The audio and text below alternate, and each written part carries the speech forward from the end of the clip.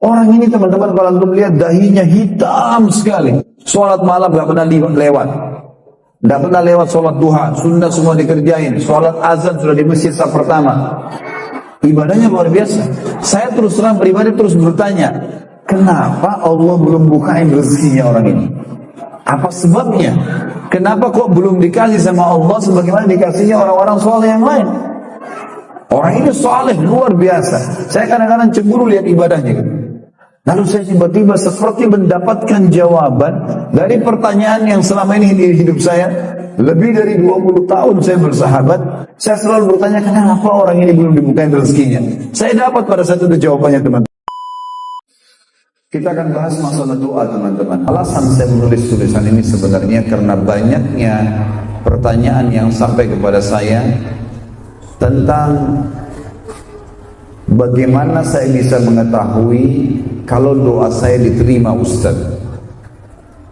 Doa-doa apa saja yang mustajab, dan juga kendala-kendala apa yang bisa menghalangi doa saya diterima. Sehingga pertanyaan demi pertanyaan muncul, teman-teman sekalian, membuat saya atau mengkritik saya untuk menulis sebuah tulisan. Semoga Allah subhanahu wa ta'ala, zat yang maha pemurah dan penyayang, memudahkan untuk bisa menyampaikan pemahaman ini kepada umat Islam, juga termasuk antum yang hadir di qa'a atau di ruangan ini. Bermula dari doa, teman-teman sekalian. Doa itu definisinya adalah memanggil, memohon, dan juga menyeru. Dan selalu ulama menjelaskan kepada kita hukum-hukum syar'i ini dari sisi lugatan wasilahan. Lugatan itu kalau bahasa kita sebenarnya etimologi, dan istilahan bahasa kita adalah terminologi. Sisi bahasa, doa itu adalah memanggil, memohon, dan menyeru dari sisi bahasa. Dari sisi istilahnya atau terminologinya adalah menyeru, memohon, dan juga menyeru, memanggil sang pencipta Allah yang maha tinggi dan maha perkasa. Bahasa sederhananya sebenarnya adalah curhat, penyampaian isi hati kita, hajat kita kepada sang pencipta Allah subhanahu wa ta'ala. Saudara seiman, kalau seandainya Anda kerja di satu perusahaan, kalau seandainya Anda bekerja di satu perusahaan, lalu perusahaan ini, pimpinan perusahaannya memberikan untuk antum sebuah nomor HP, atau kita bahasakan hotline, diberikan khusus buat antum, kemudian bisa menghubungi pimpinan perusahaan kapan saja, dari mana saja, jam berapa saja. Kemudian dia siap untuk membantu kita menyelesaikan masalah. Kira-kira bagaimana perasaan antum di perusahaan itu?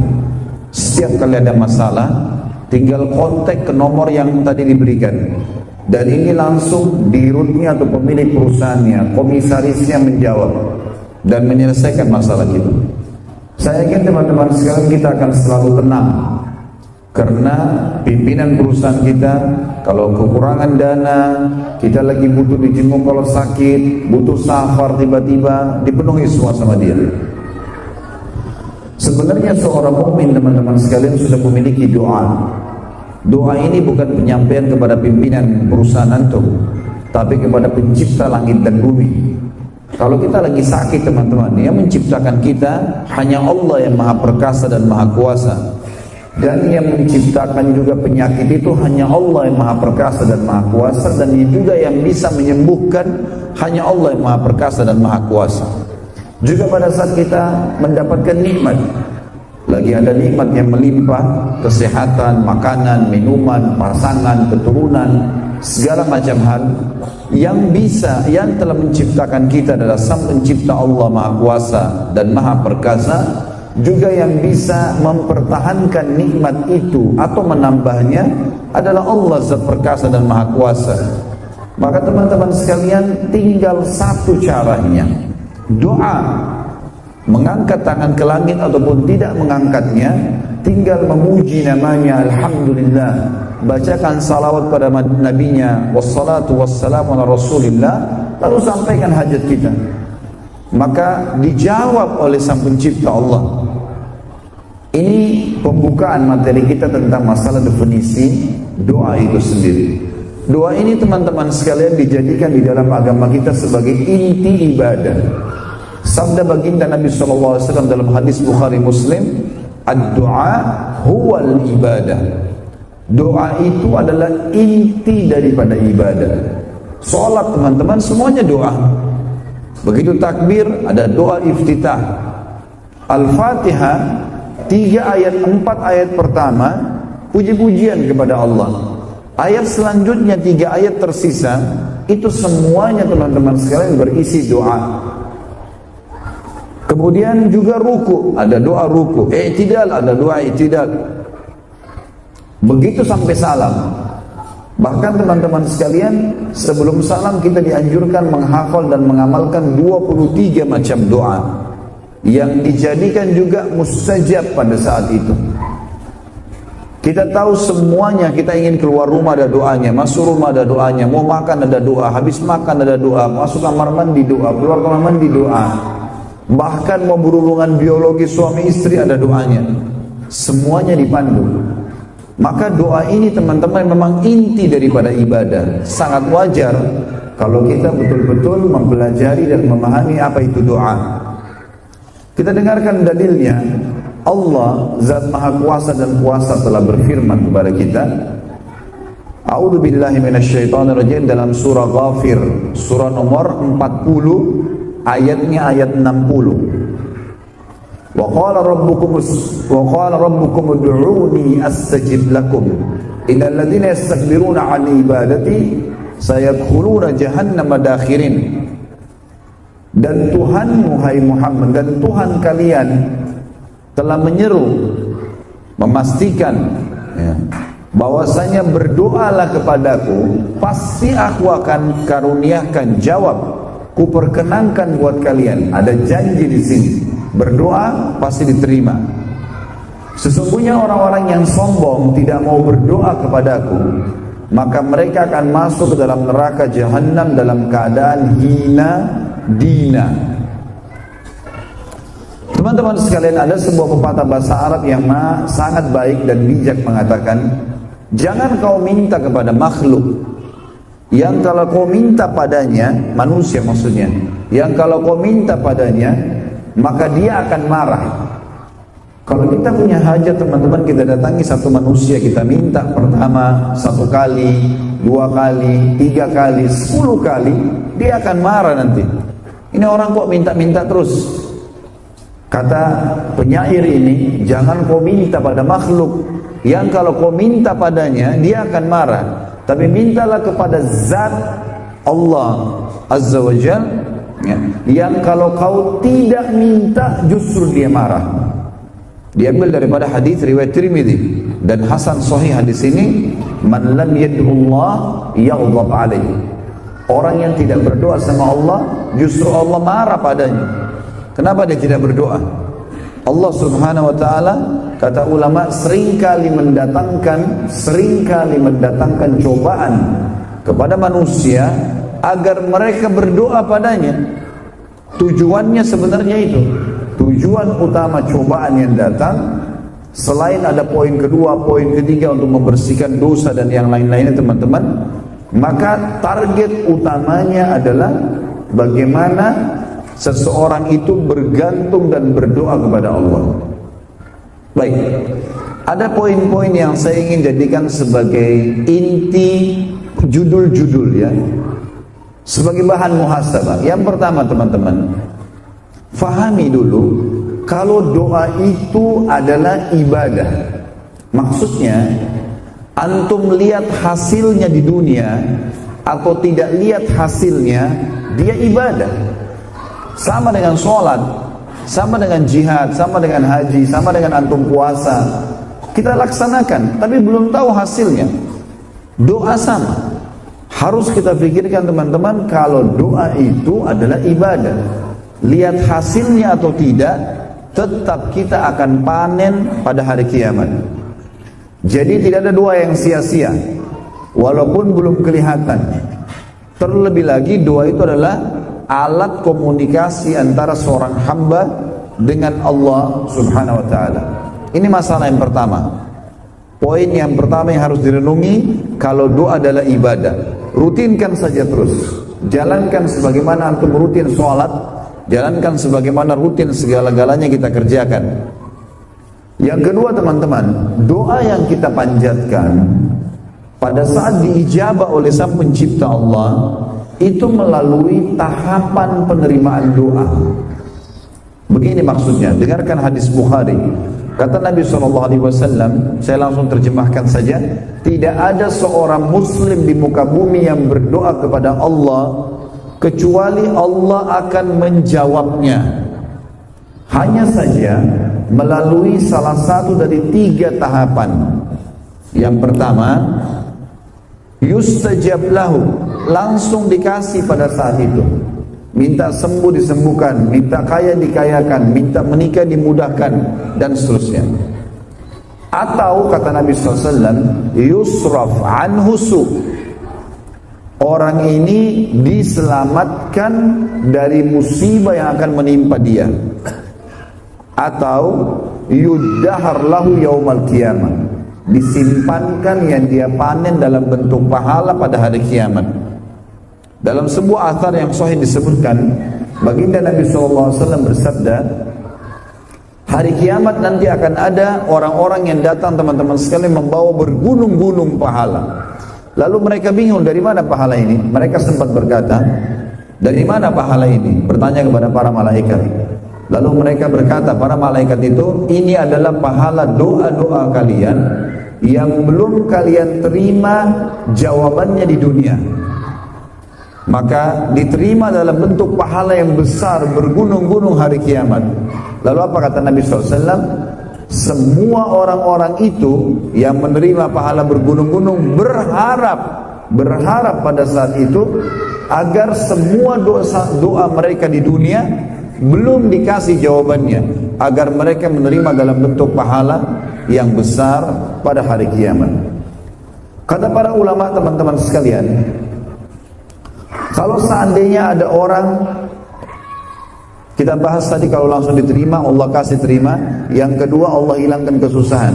Kata para ulama, diambil nukil dari perkataan Ibnu Qayyim rahimahullah, kalau ada seseorang mengatakan misalnya anaknya sakit, lalu dia berdoa, selama 10 tahun dia berdoa, ya Allah sembuhin anak saya, ya Allah sembuhin anak saya, 10 tahun dia berdoa.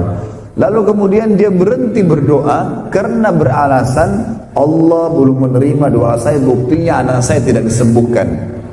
Kata ulama, ini pemahaman yang keliru. Karena sebenarnya kalau dia tidak berdoa selama 10 tahun, anaknya akan lebih parah daripada penyakitnya yang sekarang. Justru doanya telah membuat tertahan di situ, atau dihilangkan musibah yang lebih berat. Dan juga hikmahnya nanti akan kita bahas lebih jauh teman-teman sekalian. Kalau ada seseorang yang kelihatannya doanya belum diberikan, maka pasti ini dipastikan teman-teman, sekali lagi dipastikan Allah menginginkan kebaikan dari belum diberinya pada saat itu. Nah, akan kita jelaskan poin itu setelahnya tentunya. Pada saat Allah subhanahu wa ta'ala, begini memahaminya, pada saat Allah subhanahu wa ta'ala teman-teman menerlambatkan jawaban doa di dunia, itu karena Allah lebih tahu mana yang terbaik buat kita. Ibaratnya seperti anak, misal antum punya anak ini mau berteman sama satu orang ini kita tahu buruk akhlaknya, narkotika lah, berzina lah, orang yang buruk. Kita tahu ini sebagai orang tua, anak kita pamit, ayah, ibu, abi, umi izinkan saya keluar, bisa nggak? Saya mau keluar sama si fulan. Kita tahu temannya ini buruk, kira-kira antum izinkan nggak? Padahal anak kita sayang kan? Dia juga mau berteman sama teman-temannya, tapi karena kita tahu keburukan, kita nggak izinkan.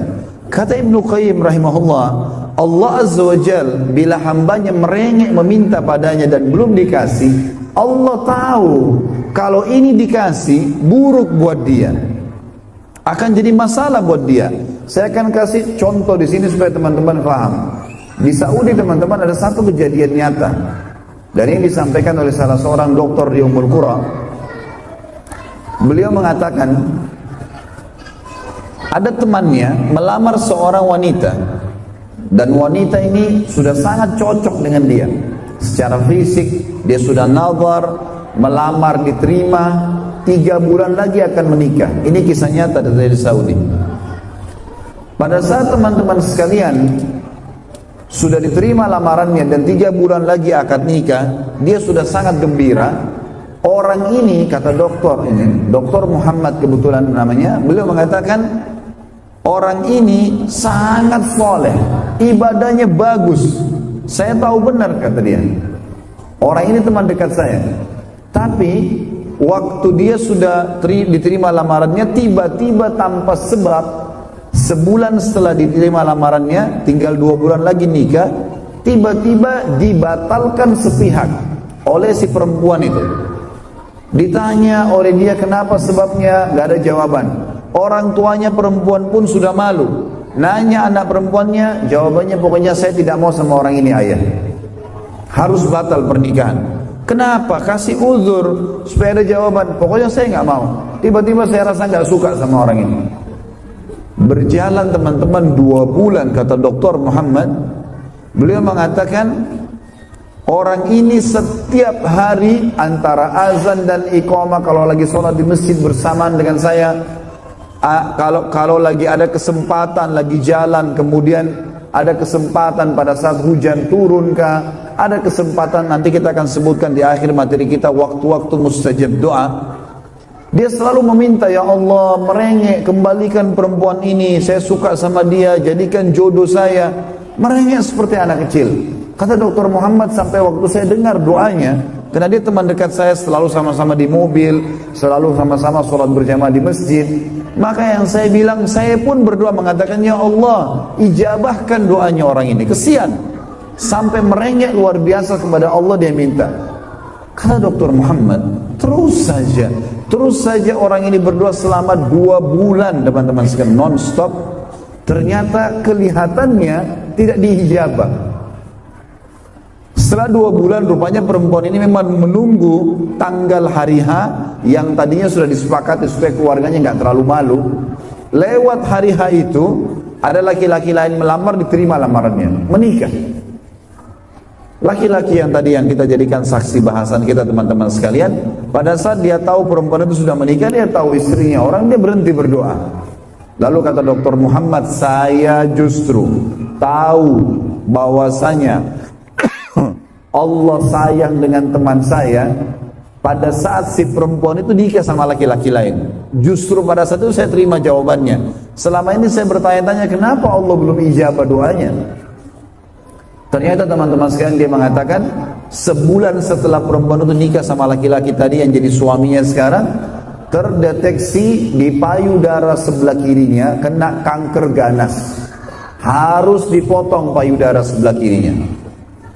Berjalan 2 bulan pernikahan, payudara sebelah kanan juga kena. Kanker itu harus dipotong dalam 2 bulan, tidak punya payudara. Ini kisah nyata. Bulan ketiga teman-teman sekalian, urat saraf bagian kepala otak perempuan ini bermasalah, berpengaruh pada penglihatannya, buta matanya. Dan bulan keempat perempuan ini meninggal dunia. Apa kata Dr. Muhammad? Setelah terjadi semua itu saya baru tahu bagaimana sayangnya Allah yang maha mula dan maha penyayang kepada teman saya. Kalau teman saya menikah sama orang itu, maka pastinya dia hanya menjadi pengawal atau dia hanya jadi susternya, perawatnya istrinya. Justru Allah tahu ini orang soleh, ini gak layak buat kamu, jangan nikah. Padahal dalam pandangan dia sementara sebenarnya teman-teman sekalian, inilah orang yang terbaik. Lihat bagaimana Allah Azza wa Jalla menolak karena Allah lebih tahu. Lebih jauh fahami hadis Bukhari. Kata Nabi SAW,